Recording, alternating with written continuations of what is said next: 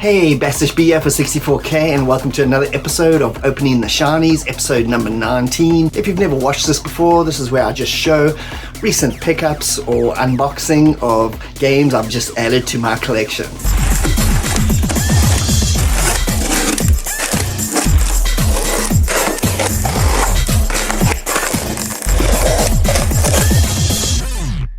And welcome back. So in this episode, I happened to come across a Facebook marketplace kind of deal that I just could not pass up. It's just too good to be true, and it turned out to be true, which is great. I also inadvertently ended up picking up some more games, which I was not expecting to get. This episode has a big, massive Sega Saturn lot. It also has a bunch of Commodore 64 games, which I was not expecting to find, plus a Mega Drive game. But in order to get everything, I had to go on a little bit of a road trip. Here's the highlights.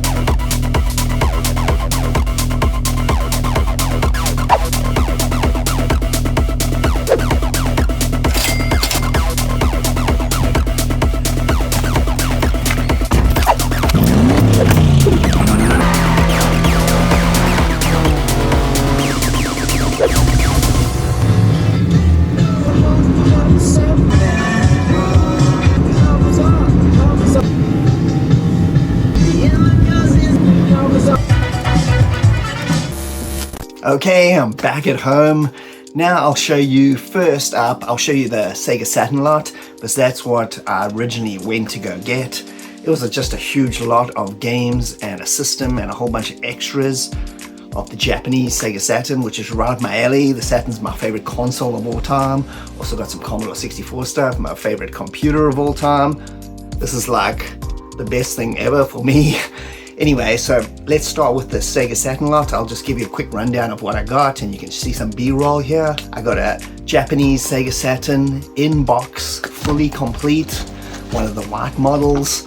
It came with a regular controller. It also came with the Knights 3D controller, which is super awesome because I didn't actually have that yet. It also came with 28 Japanese Sega Saturn games.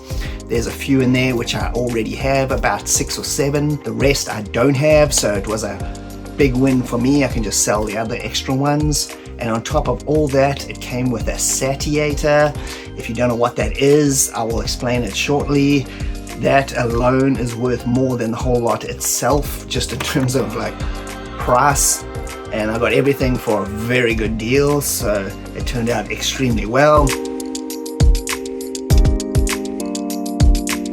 Now we'll go over to every single Japanese game and I'll show you them in rapid fire style. And first up for the games is Decathlete. This also goes under the name Athlete Kings, I think in Europe. It's a Sega Sports title. It's based on an arcade. You can think of it as an updated 3D version of kind of like track and field or decathlon. Virtua Fighter 2 by AM2. A super excellent arcade conversion. I played this game so much. The moves are ingrained in my mind. I can never forget them. I can still put the game on now and like probably murder most people. Fighting Vipers is another excellent AM2 arcade conversion. It's another fighting game. This game is super cool. I love it. I played this game a hell of a lot also back in the day. You can smash armor off and smash people through the actual caged off areas you fight in. Very cool game.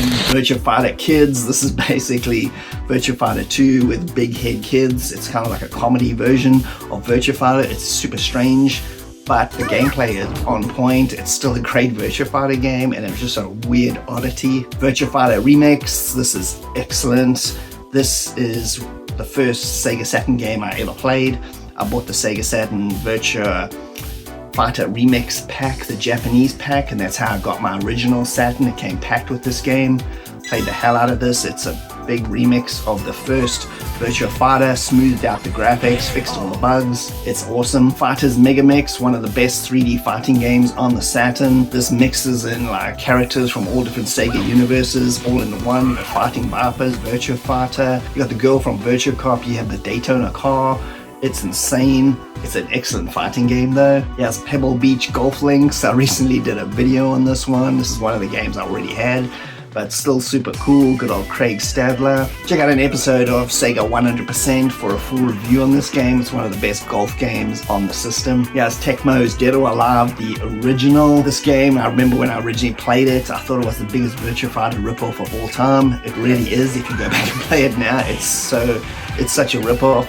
It still plays extremely well though. You can see the roots of the system. I think from Dead or Alive 2, it got its own identity. This is a super big kind of Virtua Fighter ripoff, a clone game if you want to say, but it's still very cool. And this one is Hanagumi Tyson Columns. This is the series Sakura Wars in English mixed with Columns, the kind of Tetris game, Sega's version of Tetris. It just mixes both universes into one for like something pretty unique. And next is a whole bunch of baseball games. I got 4 baseball games. I'm not a huge fan of sports games in general, but I do like a good baseball game every once in a while, and a tennis and a golf. Those are my favorites if I had to choose sports games. Greatest 9 is supposed to be good. I've never actually played any of these, but I do know that the Greatest 9, the original, was a Japan only exclusive. And next is, I'll have to try and read this. This is Nissan presents Overdriving GTR. What a mouthful. So basically what this is the original Need for Speed. This is the Saturn version. In the US, it was just called the Need for Speed. The Saturn got an exclusive version actually with the extra mode. I think they had the split screen mode and stuff. So this is the Japanese version of that. This is pretty cool to have. Next is the Masters. This is a golf game.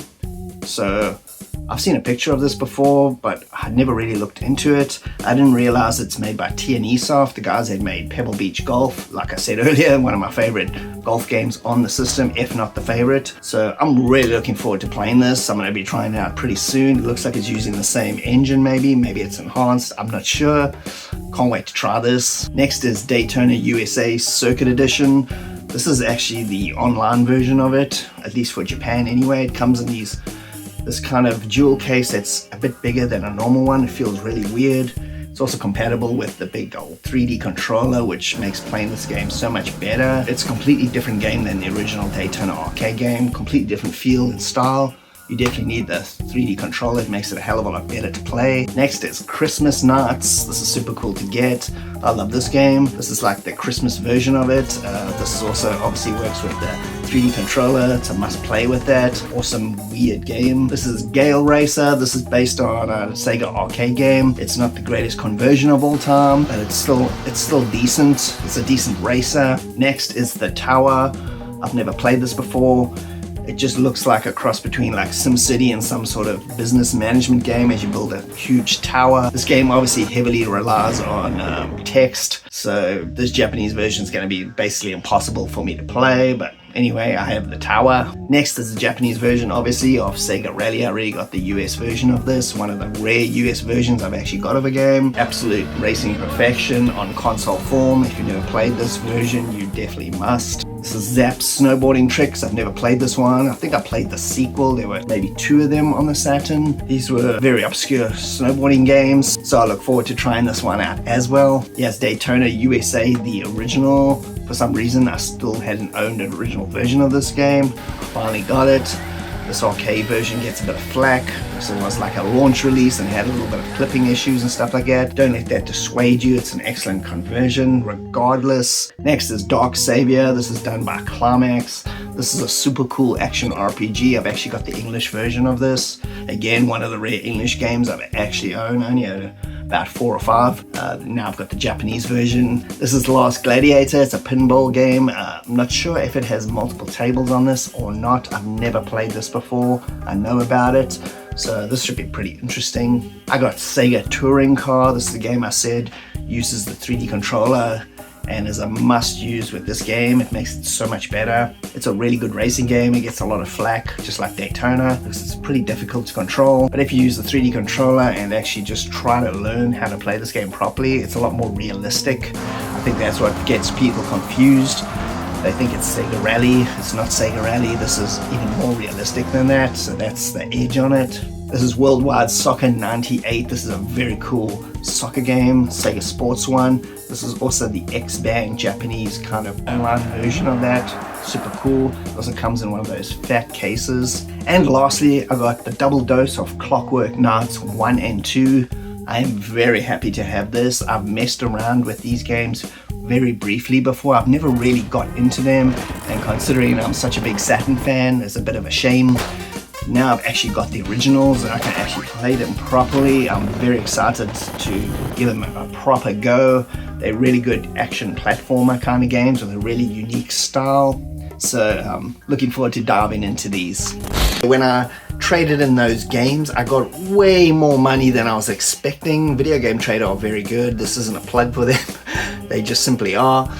I got way more money, and I took a cash payout to buy the Saturn Lot from them, and then I took store credit, which I got a lot of store credit at the Video Game Trader.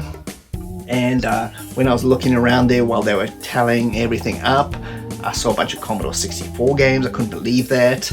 You just don't know how rare that is to see in Canada. I don't know why the Commodore was the best-selling computer of all time. The fact that you'd never come across Commodore 64 games in this country is insane. It really annoys me.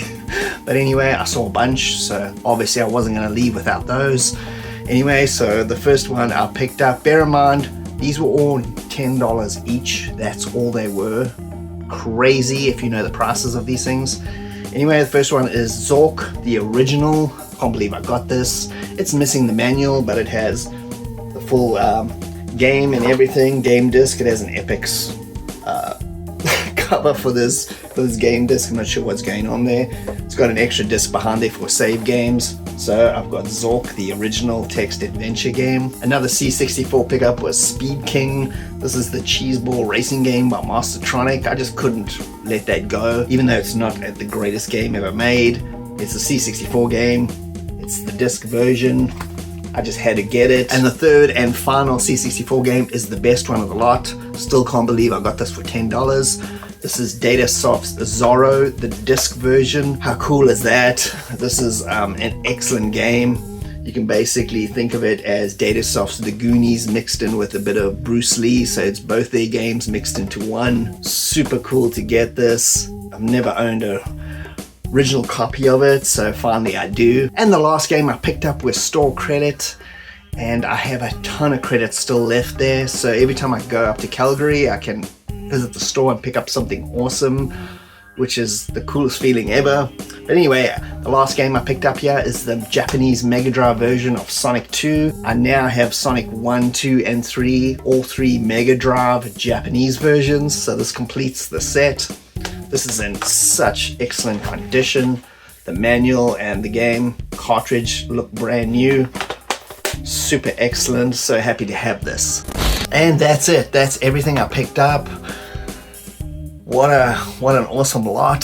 The fact that I got everything for $0 as well is the best thing ever. I don't have any money to buy all that stuff anyway, so everything just happened to work out perfectly. I can't wait to actually go back to Calgary so I can visit Video Game Traders and see what else they have. I hope they have some more Commodore 64 stuff by some miracle.